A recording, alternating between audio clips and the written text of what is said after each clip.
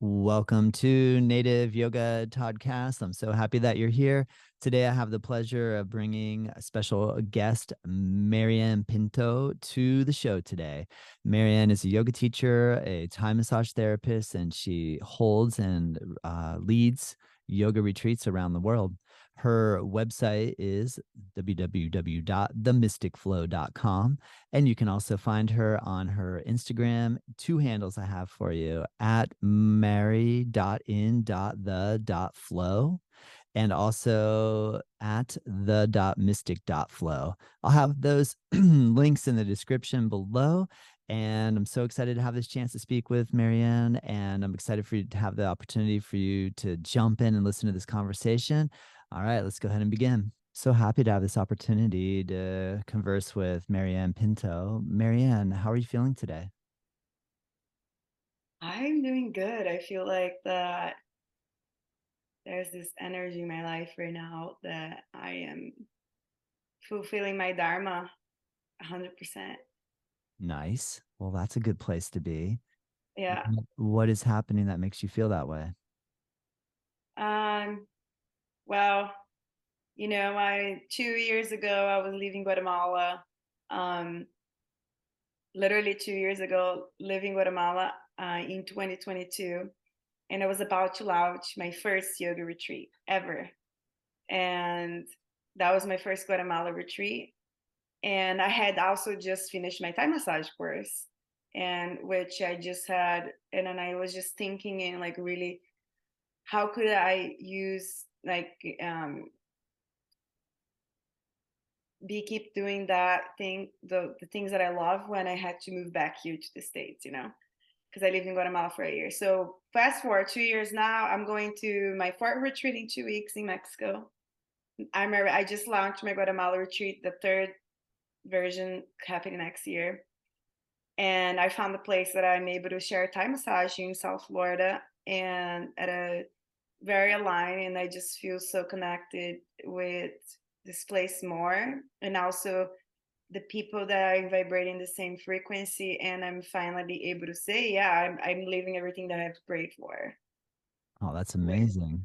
yeah. That's so cool. I'm so happy to hear that you're also a Thai massage therapist. I love Thai massage.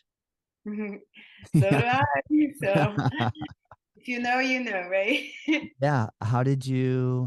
What came first, yoga or massage therapy? Yoga. So I started practicing yoga, a lot of yoga in my middle 20s when I went through a divorce, actually. So I just immersed myself into doing as much as yoga as I could because made me feel good, and I wouldn't, have I would have better thoughts about myself and just had better feelings in my body and just a lot of release. And I started working at a yoga studio in San Clemente in 2016, which is Orange County, California. I used to live in Yeah. California at the time. And Nice. then I working there, I ended up doing a teacher training with my amazing teacher, and the rest is, yeah, my story is. And then I ended up with that way. I ended up became a traveling yoga teacher for a while. I was teaching mostly at a hostel where I lived, and I was teaching workshops, and I went to teach in Bali at a retreat. I went to Costa Rica and like right after the pandemic, and I lived in a community. And that's when I was doing a work trade there, like work in the kitchen, teaching yoga, work in the farm. And I remember at nighttime we would be um everybody would be really tired and we all massage each other's feet and massage each other's necks, and then everybody would be like, oh, you have really good hands, your hands are really strong, you should do that, you should help people, you should um use this skill to. So I was looking, actually, when I was leaving the community, I was looking at some massage therapist course, like nothing that really like, it sounds nice doing like Swedish massage or shiatsu, all that, but I wanted to do something that had more a correlation with yoga that also improved me as a teacher. So I was looking at Thai massage courses, but it was very unrealistic to go to Thailand. And then I found this studio in San Jose, Costa Rica, with a teacher from that I studied in Thailand. And I was like, it's not gonna happen back then, but like I'm gonna make a priority to make it happen. And I did. And Nice. yeah, so That's cool. Like there's a few years in between the dream of actually studying and then being able to take a training course. so everything happened really fast. So I was in living in Costa Rica and that happened. It was uh 20, 2021. And then that same year, I moved to Guatemala right after. I lived in Costa Rica for about 5 months and I came back to the state for about a month and I moved to Guatemala. And then while I was living in Guatemala, I went to Costa Rica actually the same year. It was just a few months in between. Yeah. That's how I live actually. Like I make a decision, I'm gonna do this, and it's Well, that's cool. That's amazing to be able to make up your mind and do something. Sometimes we teeter in this like unknown area and don't actually achieve anything. So I hear you. That's cool that you can just like get up and go. Did you have a great experience with your Thai massage training? oh yeah, it was amazing. I'm actually looking at to retaking the same training again next year. Nice. What is the name of the teacher? Isaac, Isaac. Very cool. And you said it was with the Sunshine that School. works cool, yeah. Nice, which is in Chiang Mai, northern Thailand. A really He popular, lives in India now, but he travels the world doing teaching people Thai massage. Yeah. nice. Awesome. What type of yoga have you centered on in relation to teaching? Do you have a specific modality that you enjoy more than another, or do you I take it? study I studied in California with my teacher Kelly Doyley, and it was a Prana Vinyasa teacher training, and she teaches Prana Vinyasa, which it's from Shiva Rea. Yes. And I was just with them in California at Bhakti Fest in Joshua Tree. So Oh, cool.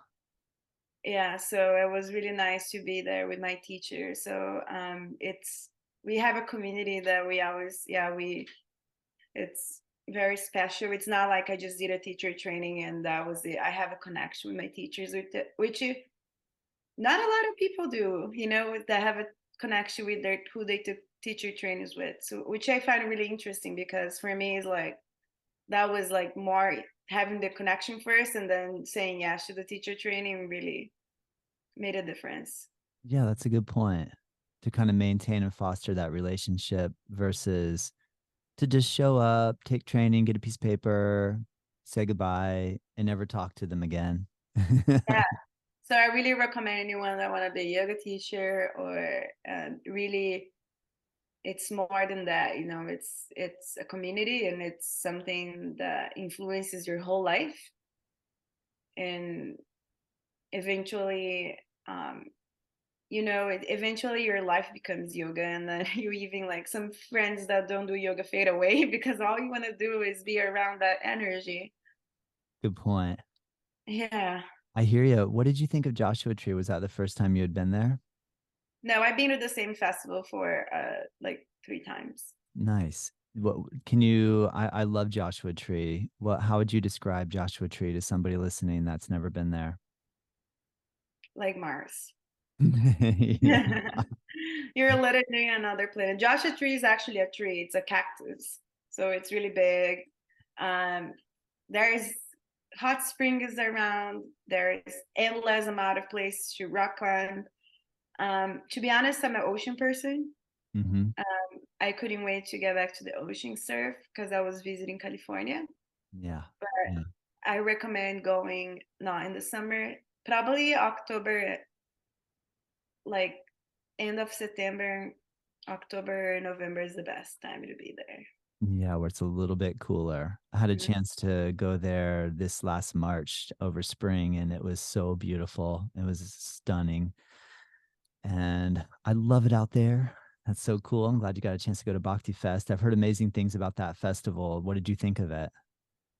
Yeah, it just gets it's amazing. This year they had some DJs, which I was not expecting. Usually they just have like kirtan stuff, but I think that they're maybe trying to attract a little younger crowd, which is great because it is an opportunity for people to be exposed to Yes. other healing modalities of yoga. And I think how intimate it is. I like how small it is. It's very also just like everybody's so heartfelt. Um, and it's just yeah, it's just a good time. And then like I don't really do the night stuff, to be honest. I like sleeping early and wake up early with the sunrise and doing all the yoga in the morning. So by Nice. the time I'm tired. I hear ya. Where were you born? Where were you born and raised, Marianne? Brazil. Very cool. And so obviously you speak Portuguese. If you've been living in Guatemala, are you fluent in Spanish as well? I did. Yeah, I am. Actually, I just learned Spanish from having friends in high school that, there was a lot of people here in South Florida when I went to high school. And then when I went to California, I had a like a not, it was more like, actually more like I was married at the time and I would have my ex in the military. So all my friends are like, didn't speak Spanish, so and I always wanted to learn. And then after I started working, I also work as a brand ambassador for different marketing agencies. Um, and they always hired me because I speak Portuguese. So I have worked like Comic Con, music festivals, and stuff. So I would start speaking Spanish on the job, and then when I moved to Costa Rica, that's when I started speaking more, and in Guatemala more. And now I speak fluent. Yes, I still have some words that I need to improve, but I can have a full-on conversation for sure with anyone Nice. who speaks Spanish. That's Yeah. that's so cool. So Portuguese, Spanish, English. Are there any other languages tucked in there? No, No, I was that's speaking to some impressive. friends about that yesterday. They were talking about like this guy that speaks 14 languages. And then I was like, damn, like my brain sometimes if I'm like speaking in Portuguese in English, but I think in Portuguese and then but I have to speak Spanish, you know what I mean? Like I'm like I don't know how that guy does, but I think yeah, I don't know. Maybe if I ever learn another language, I think I'm happy with three languages. But who knows? I really like. I think Italian is really beautiful, and I don't think it'd be that hard for me to learn. Mm, Um, but yes. Yes. Are yeah, you where are you currently teaching while you're in Florida? I know you get a chance to teach at the retreats, but when you live in South Florida, do you have a opportunity to teach to the public, or are you teaching all online? no, I actually never been the kind of teacher that teaches online. Everybody tells me I need to teach online, but I haven't got to that point yet. I always been living in small apartments and that like I actually taught online a little bit during the pandemic for some friends, but right now I teach in the Ray at a new studio. It's called Dandelight. It's a boutique style studio. We have a coffee shop and two yoga rooms. It's beautiful. It's right in downtown. We actually have our grand opening today. And then I'm also gonna start teaching where I do Thai massage, which is a Pura Vida Wellness in West Palm Beach. We have cold plunge, sauna, personal training, and I do Thai massage there. And then I'm gonna start offering yoga there, private lessons, and then they have memberships there. So we're gonna start we're gonna send out emails when there is a class because we start filling it out what day and time works better for the members. But I know that the first class is Monday, October 9 at night. And then Nice. if anybody want to learn more, if they live in the area, they can always just follow me. And I always share everything that I'm teaching for That, that week. that's cool, Marianne. Yeah, the link to your website and Instagram is in the description below. So it'll be really easy for people to follow you and see what your schedule is. Can you explain a little bit? I saw that you advertise that you practice osteo Thai. Can you explain to us your understanding of the uniqueness or difference between osteo Thai and classic or traditional Thai massage? Yeah. It's not, it doesn't mean that I'm like, I'm a I do osteopathy or anything like that. It's just like osteo is more the technique that we learn. That it comes with learning how to also pay attention to the fascia and also touching the bone than just using traditional tie that is just mostly lengthening, straining, like or stepping, or it brings the Thai massage more to a gentle approach, more intuitive, let's say. Very cool. That's cool. I had a chance to interview a woman named Sandra Jersby, who's out in Los Angeles, and that was my first exposure to the word osteotai. So I found it really fascinating that the like what you're speaking of, the ability to, or the emphasis on the like deep fascia work, but very similar to like classic or traditional Thai massage. That's I hear you. What is something or somebody that you've worked with lately that has benefited from the work that you do? Like, have you received any feedback from someone recently that felt like they noticed some sort of change and or um, reaction to Thai massage? Yeah, so now I actually have, for the first time, I have like recurring like clients that are booking. I already booked 3 sessions after the first one. Um, they didn't say anything specifically like in the body, but how they felt overall, like more present, more relaxed, and a release. I mean, some people say their neck and their shoulders um, felt more like relaxed. I Yeah, think that was a specific, but I think it was more an overall experience because I also do sound healing my Thai massages nice. and I do breath work, and yeah, it's a whole experience. So That's I cool. think I think that yeah, mostly people always relate to the whole experience than just something specific. Yeah. With breath work, are you working with like transformational breathing technique, that double inhale through the mouth, exhale, or So I usually do the 2-part breath. Inhale through the belly, through the chest, take a pause, and slowly exhale through the mouth. Because people really want to really like deep, like they would like think that they need to like, but that's like for me, I do that when I'm like doing a Thai massage in a certain area that requires them for deep, like to take a breathe deeper, but I will guide them through that. But then I'll ask them to go back to the natural the breath, and usually I'll guide like go back to the 2-part breath. Inhale through the belly, inhale through the chest, take a pause, and slowly exhale through the mouth with the O. And I like doing that because instead of like, like they do a O, it's like soothing and slow and really brings like. And then I also try to tell them to bring a mantra, intention, like inhale love and exhale peace, something that just keeps them in the present moment. And nice. I know it's work when people fall asleep. Yeah. That's like the ultimate compliment. Yeah, like, and I really like why I do Thai yoga because it's not like a regular massage plate. It's like, guys, it's in and out, like I usually, if people fall asleep, I'll leave them sleeping for 10 minutes, like even longer if there's nobody else coming in. And I usually book people not too close to each other. So it really allows them that space to be. Nice. That's cool. And I haven't been doing for a long time, but everybody tells me I have a gift. So Yay. so I'm Awesome. working on sharing this gift more. Yeah. Yeah, I know that's I don't have that much experience. I've only been doing it for 2 years now, but very cool. yeah. Well, yeah, I mean, the main thing I find, a lot of people will come and take Thai massage training, but not actually practice it continuously over a long period of time. So to get 2 years under your belt is great. Like to actually stick with it and keep doing it.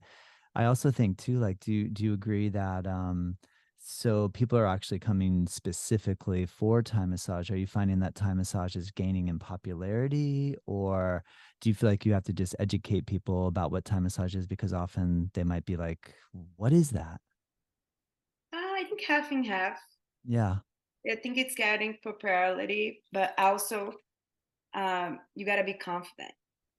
Yeah. about moving people's bodies around. I'm a yoga teacher, so I have that in my um, under my belt, body awareness, and also yeah, I really listening to. We call not client, we call the receiver. I don't know if you Mhm. ever got to that term when you do Thai massage. Yeah, of course, we don't call client, we call the receiver because we're not there to heal anybody. We're there to open the channels of the body where the body can heal itself. Good point. Yeah, so I think it's more people don't know what it is, and then I just tell them exactly what I told you. Like it's learning training, but also has a lot of breathing and relaxation. And the more relaxed, the more you're gonna be able to feel the benefits of it. Yeah. My goal is I wanna. That's why it's really nice to keep working. I tell people that they need to practice yoga, so I say like the Thai massage is like when you go to a cleaning for your teeth. And then the work at home is flossing, brushing your teeth. So like if you're not stretching, not working out, I'm saying stretching or it doesn't have to be yoga, any sort of stretching that let's say your hamstrings, which is very common, it's very tight. If you're not always waiting for the next massage to feel better, you're not gonna see an improvement. Yeah. But Yeah. the, but if you like, I'm trying to teach my clients now to at least know 2 or 3 times a week between massages to really go to if you don't want to stretch on your own, put a YouTube video or go take a yoga class, which is pretty much yoga is includes stretching, of course, and you can start seeing the improvement a lot more on the body, which is gonna reciprocate to the mind. Great point, Marianne. Yeah, I know there is that idea of people coming and saying, "Well, how many times should I get Thai massage a week, and or how often should I receive Thai massage if I want to improve my flexibility?" And I agree with you 100%. Like if somebody puts in 2 to 3 times a week on their own stretching, that Mm. they'll really see that improvement. But I think if people receive, say, Thai massage once a month, that it won't necessarily make this huge impact in terms of increase of flexibility, like unless there's that consistency on a regular basis. Do you agree? Yep, Yeah. Yeah. it's the same. We I try to practice what I preach, and I practice a lot of yoga, but I don't receive enough massage. So I need to because I haven't found anyone. So I do get massages actually, but not Thai massage. But I want to get Thai massage as well because Yeah, that's I can see the improvement in my body. Um, I hear yeah. That's like the I best way. remember I was so flexible during my training, like literally everybody, because we're practicing like 9, 10 hours a day. And I'm like, Yeah. I love trainings. I wish I could do a training every month. I know. Isn't that the best where you just actually receive and give body work all day for a couple days consecutively? It's such an incredible experience. I'm guessing that's maybe can you explain a little bit how your retreat that you're getting ready to hold in Puerto Escondido, Mexico, I believe what are the dates again? It's October October 24th to the 30th. to the It's 30th. in So Oaxaca. is that right on the ocean? Because you mentioned that you're such a ocean lover. How close is the retreat center to the 10-minute walking to the walking beach. distance? Nice. Yeah. So That's it is cool. a surfing yoga retreat. So we offer surf lessons with local teachers. If you're already a surfer, you can rent a board. Um, we also gonna be diving. I'm gonna be teaching yoga daily. Um, all sort of yoga restorative, prana vinyasa, yoga nidra, sound healing. We're gonna have static dance.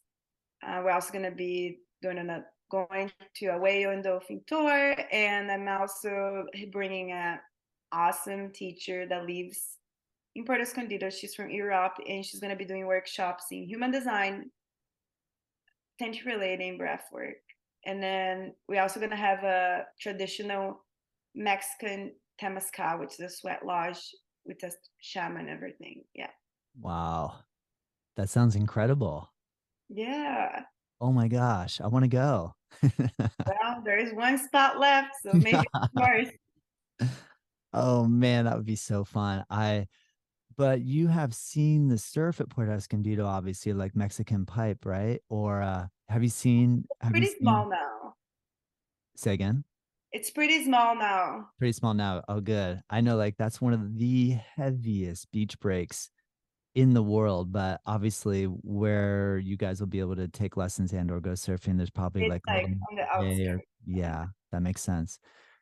Isn't I saw a documentary on Netflix regarding hallucinogenic mushrooms, and they gave a storyline about how Oaxaca is, or the state of Oaxaca in Mexico near Puerto Escondido is where the first Westerners actually contacted hallucinogenic and or psilocybin mushrooms. Maria Sabina. Yeah.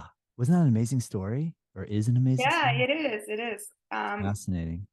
I actually do offer a mushroom ceremony in one of my retreats, but not this one. Yeah. That makes It's the one that I do in Guatemala, yeah. gotcha. But it's the Mayans are all connected, right? Like the same Mayans, they the same tribes from Guatemala as well. So yeah, people been working with mushrooms since to be honest, I like this theory where the apes ate mushrooms and that's how we evolve our consciousness. I like believing that. I've heard that theory. Oh, remind me the name of the book. Are we thinking of the same Fantastic one? fungi. Say again. Is it the documentary Fantastic Fungi? I have not read that one. No, maybe I have So to check. this is a documentary on Netflix with from Paul Stamets. All I'm right. just checking my banana bread, so but we can keep talking. Yeah, that's totally cool. That sounds amazing too. Fresh banana bread. Yeah, I bet it's I used cacao from Guatemala and this flower from Guatemala. It's malanga. Malanga is a root similar to yuca, but it's a gluten-free flour. And I buy from this farm, and it's just really good. yum. That I sounds don't really have time to cook, but when I do, I cook well. amazing. Amazing. I love banana bread. I'm actually a huge fan of banana bread. Sounds amazing. Yeah, the book I was thinking about, the author Terrence McKenna, and I believe it was Food of the Gods or something of that nature. I can't Right. remember the title, but he gave a little bit of a historical breakdown on the theory behind monkeys, apes, ingesting psilocybin, and here we are today. I thought, oh wow, that's a pretty interesting theory. Oh yeah. See, Can you tell me a little bit about the conference that you're taking part in Miami? That I can't remember what it's titled, but it looks like something in that genre. so it's called Microdosing Wonderland. It's um it's a conference based on psychedelics for longevity and mental health. So there is a lot of interesting and powerful people being part of. It's not like a bunch of yogis offering. I know I'm one of them, but I say it's not just a bunch of like people saying like they say, oh, it's just a bunch of people talking about psychedelics and getting high. No, there's like scientists and doctors and people um, talking about all different things about psychedelics. Psychedelics in business, psychedelic investment in psychedelics. High psychedelics can, help people with PSTD and all that sort of stuff. Like, and then I'm gonna be teaching yoga and sound healing at some point. And then I wanted to speak about the importance of non-psychedelic modality with psychedelic use, which is the things that I preach, which is meditation, yoga, sound healing, and also trying new experience, trying new activities, which was that's why I try to offer my retreat like I offer surf lessons. Like we go hike a volcano. We're gonna like really challenge your human self to do different things so you can get out of your comfort zone Yeah. and and I think that sometimes people can get caught up. I think psychedelics are amazing, and I microdose, and I love going trip, like a shroom trip into the forest. I like taking acid when I go to a concert, like, but very mindful. But at the same time, I think it's important to not rely on any medicine to be able to feel better. I think at some point in my life, I'm not going to be taking psychedelics. I think I'm going to learn from what I need to learn from. And it's really powerful to be with yourself without any substance. So I think that these non psychedelic modalities really help you get to that state. Yeah, I agree with you, Marianne. I'm older than you. I agree with you 100%. It's transitioned for me as well, to where I don't feel like I need any of that anymore. Like I don't have a strong desire for it. But I definitely see its role in evolution of consciousness and development 100%. Yeah. As long So as they're as long as people are really safe and they do it with guidance, and if there is mental illness, psychosis, that there's a strong sense of safety, and or done with a professional who really knows what's going on and is careful. exactly. Yeah. Yeah. Well, Yeah. that's cool. Have you you said that the style of yoga teacher training that you did was prana vinyasa, and that's under Shiva Rea. Have you had a chance to practice with Shiva Rea? Yeah, she was a guest in my teacher trainings, and I have been to when I lived in California. I have practiced with her so many times, and I just practiced with her at Bhakti Fest. Nice. When you teach class, are you teaching Shiva Rea style, like ecstatic dance, movement type of no form, just do whatever you want to do So approach, there or there is a sequence. uh-huh, I teach with a sequence, and I do facilitate some static dance. I haven't facilitated that many workshops, but I done some that we start with yoga and then we finish with free movement. But when I teach at the studio where I teach, there's definitely a sequence, and nice. either we call either lunar or solar. Solar will be like more activated, and then lunar a little bit more subtle If practices. you would you call it vinyasa, like breath Yeah, movement coordination? Or, yeah. yeah, as a flow. Yeah. And what type of demographic do you typically teach to in terms of like people, younger folk, Um, elderly? Do you get a you know mixture? what? I've been getting everything actually. Uh-huh. I also started taking I actually teach this class that it's not much prana vinyasa, but I call gentle flowing Thai yoga. I teach it Mondays and Tuesdays, and it's a slow flow. It has a little bit of prana vinyasa, but I'll put the class in different positions, and I'll go around doing Thai massaging everybody. Nice. Very So a lot of, cool. I mean, Thai massage it teaches to do great hands-on adjustments. Yes. Yes.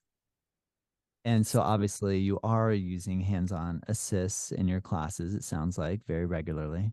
Yeah, Yeah. I Do love you it. do you have a protocol for just making sure that everybody, the people that you work with, actually are open and wanting you to touch them? Do you have any sort of like I ask permission at the beginning of the class. Mhm. Hmm. I haven't had anybody that say no yet. Yeah, Everybody want to be touched. I hear ya. Yeah, if you have some skill, every now and again I'll have people that say no, but it's very rare. Yeah, it is. Yeah. I haven't got anyone yet, but our studio also just opened and it was low season, so I'm sure as get class get harder. Like and it's also the bigger the class is, harder it is to get to everybody. Yeah, good point. So Yeah, there's that element of it trying to keep it balanced where, you're not just focusing on one teaching person. and yeah, and having everybody else go, what about me? Where Yeah, can I turn? Yeah. but usually I try to go for someone that is struggling, with Yeah. like with their alignment and stuff. Yeah. Have you had any situations where you've gone too far with assisting and or time massage, where the next day somebody said that was too much? Have you had any of those situations, or has it been pretty chill so far? During the massage, I'll be stretching someone's leg and they'll be like, this is a little bit too much for now. Yeah. but not in class. Yeah. Yeah. But one-on-one massages is just communication. It's just Yes. um, and also like yeah, the right side can be more flexible than the left side. But also I think it's important to help go deeper with your receivers. Otherwise, there is not going to be any change. You're just lifting someone's leg. You know, you got to make an impact and like help people just breathe a little bit deeper. It's not pain; it's just discomfort. You know, like encouraging them to breathe deeper because that's when transformation happens Yeah. in the Great. body. Great point. Marianne, you may mention that you have a marketing background or that you work with companies in marketing. And I saw that you also, you said you were a little too busy for it now, but that you're a photographer. Can you tell me a Yeah. little bit about your background with marketing and photography? Yeah. So I always like taking photos and stuff, and I think that I would have studied something more related to art in school, or even like something more related to the body. I do love a passion for both. I like I like being creative, and I also like being health and fitness, let's say. But I studied healthcare administration. It's too late to change my major, so I got a minor in marketing. And during taking marketing class, I had to get internship, so I started working for some nonprofits um, in healthcare, and then in their marketing, just helping do some social media. And then I was looking for part-time work in marketing, and then I got my first job with Cico Coconut Water, like when I was 20. I did a college a little late, like I graduated when I was 27. I took a break, and which I'm done leaving. I think it was great. I think everybody should think more through it. And then I ended up with that, got the gig. I was driving a Zico coconut water car going around. I lived in California at the time, so I was going to Santa Monica in Venice and just giving free coconut water, but also managing a warehouse with products. And then from there, I started meeting other people, other brands, and then my network just started growing. This was 8 years ago. So right now I have like an extensive network of marketing agents, of clients, of people that I work with, that I'm able to, having had a full-time job in the last 8 years. I just work contract work for a short amount of period of time, but I'm getting to a point in my life where I don't mind working for other brands. I call bridge jobs. It's just making extra money, but I want to work with brands that I believe in. I want to work with brands that, and also I'm getting more busy doing Thai massage now, and I don't have time to do all of it. Yeah. So that's what I said about fulfilling my dharma. I really feel I'm getting to a place where I need to start saying no for certain things to create space for the things I do want to do, even though I make a little bit of less money. You know what I mean? Yes, I do. I'm really curious too for say any budding yoga teacher, massage therapist that might be listening that feels like they need to improve their marketing, like maybe they feel like they're not getting enough business and need to do something to try to get a little bit more clientele and or business. Is there any specific avenue within the whole marketing world that you think is really worthwhile putting time in? Because like there's so many different things we can do these days, whether it's video or audio or social media or email marketing or word of mouth marketing.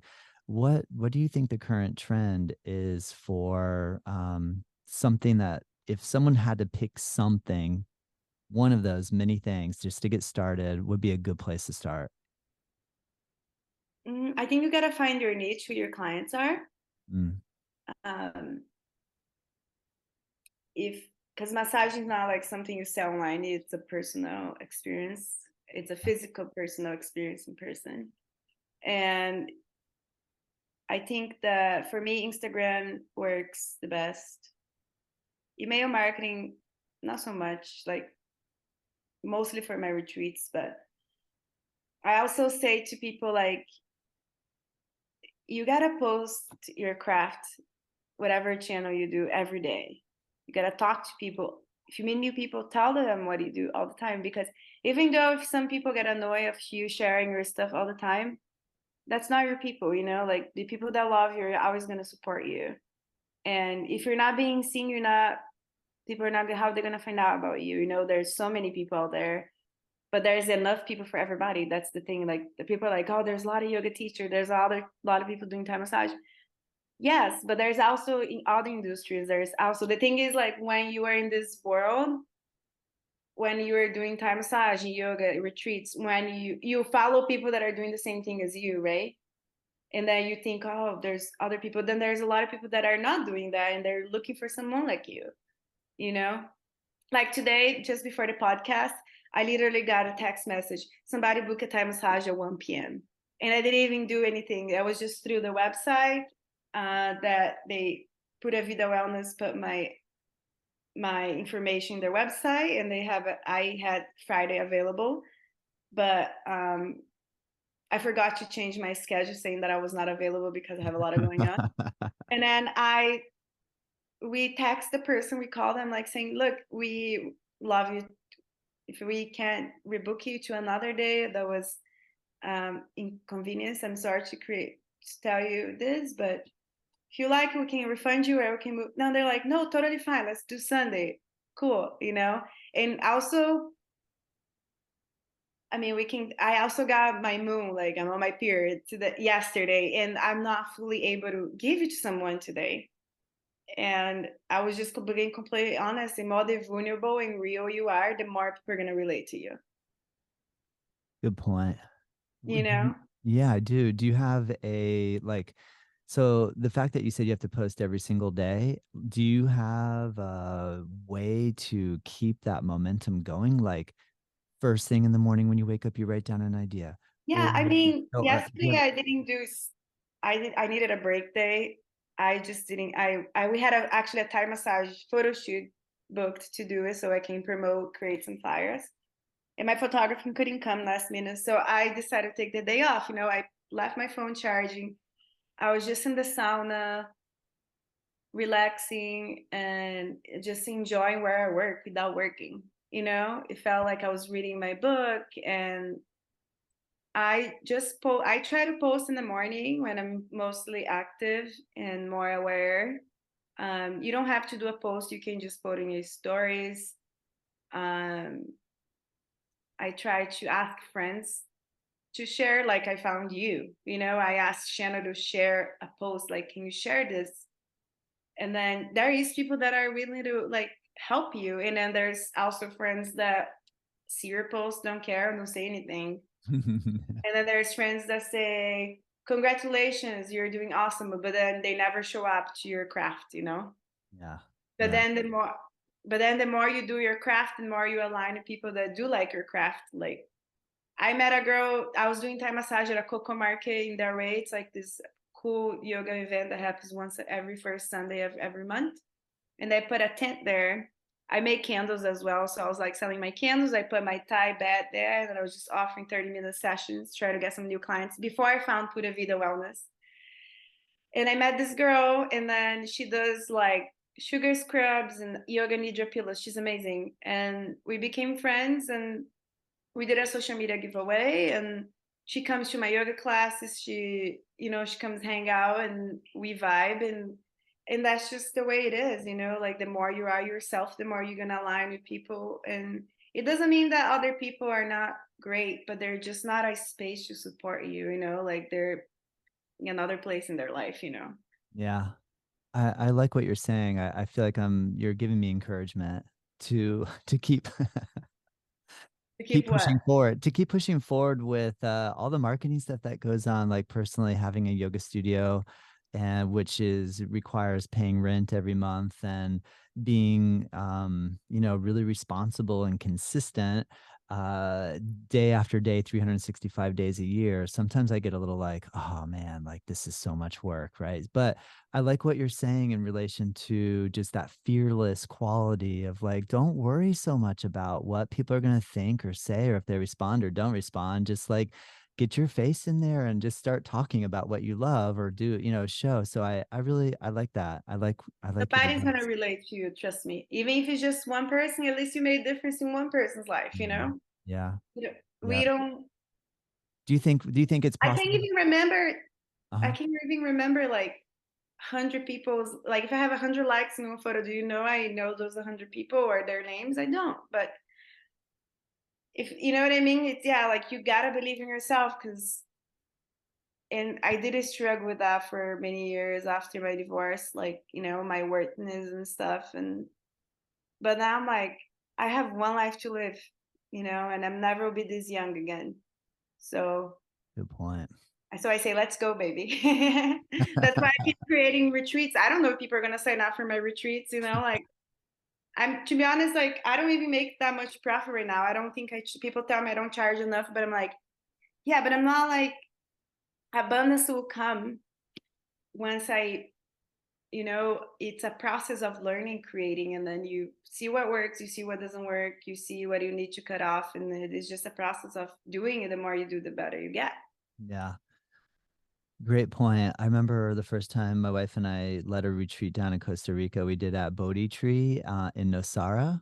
I think I And heard that place. yeah, it's really beautiful. And it required a fairly hefty deposit to sign up to say, yes, I'm committing to this time. And I remember at the time going, ooh, what if people don't sign up and I put this big deposit down and I don't break even? And, I was a little bit nervous about it. It was the first time we had done it and it did go great. We had an incredible attendance. It was so amazing. But I remember having that apprehension of just like committing to it. I'm so excited to see that you've broken through that apprehension. You have two incredible retreats lined up already, like to be able to go to Puerto Escondido and also to Guatemala is like two pretty amazing places. So I would just want to give you a little bit of kudos for Thank following you. through and doing it because it's a big deal. Like And it next is, year, I have two new locations. This is my last time in Mexico for now.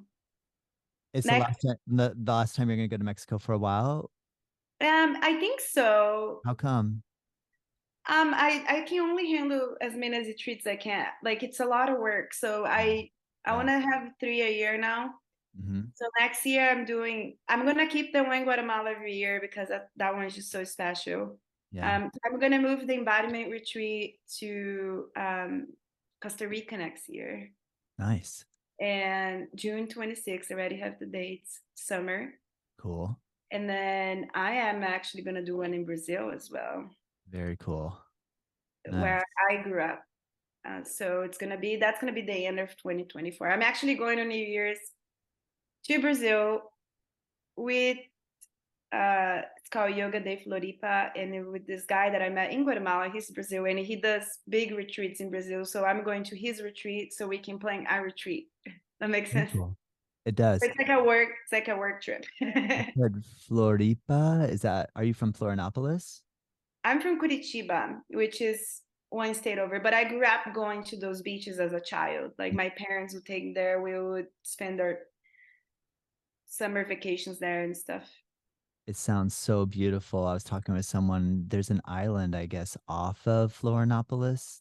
It's like there are very few people live there, but you can get over there. Do you know which island it might be? I can't even think of the name of the I island. only know on Honey Island, Okay. which is off it's not off Floripa, um, it's more like a little bit more north. Very cool. I've never been to Brazil, but I want to go so bad. It looks so beautiful. Looks amazing. Yeah, it's actually really expensive to travel within Brazil. And it's like it takes 8 to 12 hours to get there. So that's why I want to do at least a whole week, at least 8 days, so people take the time for the retreat and stuff. So Yes. that's why I'm going to plan it right now. I I don't do retreats like I had some people that reach out to me like, you want to do a retreat in Greece in the sailboat. It looks amazing, but like I have no connection with that. I'm sure it's beautiful, but I have no connection. I have never been there. So I like creating experiences to a place. I like before I did my retreat in Mexico in Puerto Escondido, I went to a surf trip there. And that's how I created. Yeah. You Yeah. know what I mean? It makes such a difference to have a connection with the place. Oh man, that's a really great point. I remember before we took a group to Costa Rica, I got really nervous the night before because I had this like feel. I had actually done the same thing you did. I thought, let me travel to Costa Rica first, actually travel around the country, see where I'd like to do it, that type of thing. But I remember I got nervous because I had this feeling of like, I'm responsible for this group of people. Like, what if, I mean, I know this is a really probably paranoid thought, but like, what if our bus gets hijacked and like everyone here's a bunch of like, people coming from America that have no idea what they're getting involved in, and like, all their family members saying, well, who are you going with? And I would be responsible. Have you ever had that feeling leading retreat of like, oh, what if I'm held responsible in a situation that's really heavy or challenging, or am I just being overly Oh, cautious? all the time. I have that feeling all the time. I have inside all the time, things change. You got to be resilient. You got to be open. You got to be a good communicator. You got to just trust everything is going to work out.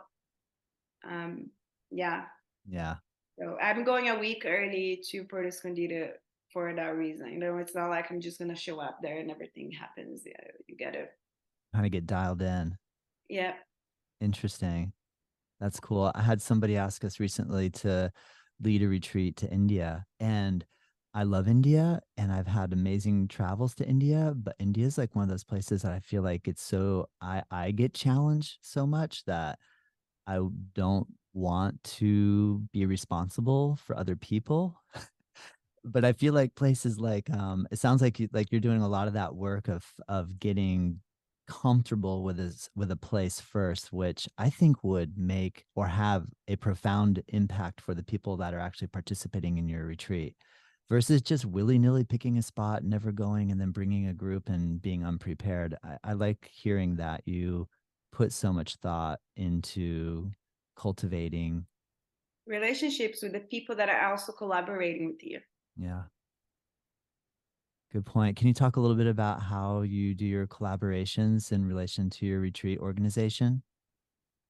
Oh, well, I lived in Guatemala, so I know like the boat drivers. I know the drivers for the van that pick people up at the airport. I know the people that are all the girls that I'm collaborating on in my Guatemala retreat. We live together at this mushroom community. It's called Fungi Academy. So everybody I have had a personal experience with. Yeah. The same with Mexico. Like I did it the same retreat last year. So I know the owner of the facility. So, but who knows, I might be popping up another Mexico retreat again next year if this one goes great, people want it, like I don't know. But it might happen, might not. But the focus it is move on to Costa Rica and Yeah. Brazil next year. Yeah. That's cool. I mean, that sounds like three amazing locations. So Mhm. if you can pull all three of those off, that would be a big deal. No, I think I can. That's the thing. Yeah, I think you I'm can pretty too. confident I can. That's Yeah. cool, Marianne. Man, I'm so thankful for you to take time out of your day to speak with me. I Yeah. hope those of you listening get a chance to follow Marianne on Instagram and also check her out on her website to stay posted. And if you're interested in traveling to some of the locations that Marianne is speaking about, she would be a great person to go practice and study with. Marianne, are there any other tidbits of info and or words of parting wisdom that you'd like to share with us before we let you go to the grand opening of the new yoga studio that you're going to be teaching at? Yeah, sure. I always say we all walking. I love this quote.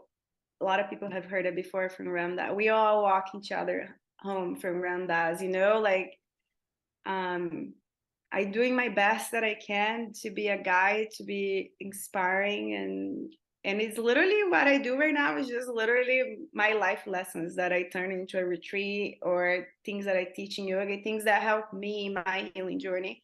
And I'm sharing with others to help them. So like, we all learn, we grow, and then we teach others. And yeah, just keep showing up for your healing that eventually you one day realize why things happen the way it happened. Well said, Marianne. Thank you. Okay, thank you so much for having me. Thank you. I'll see you soon. I'll see you soon. Bye. Bye.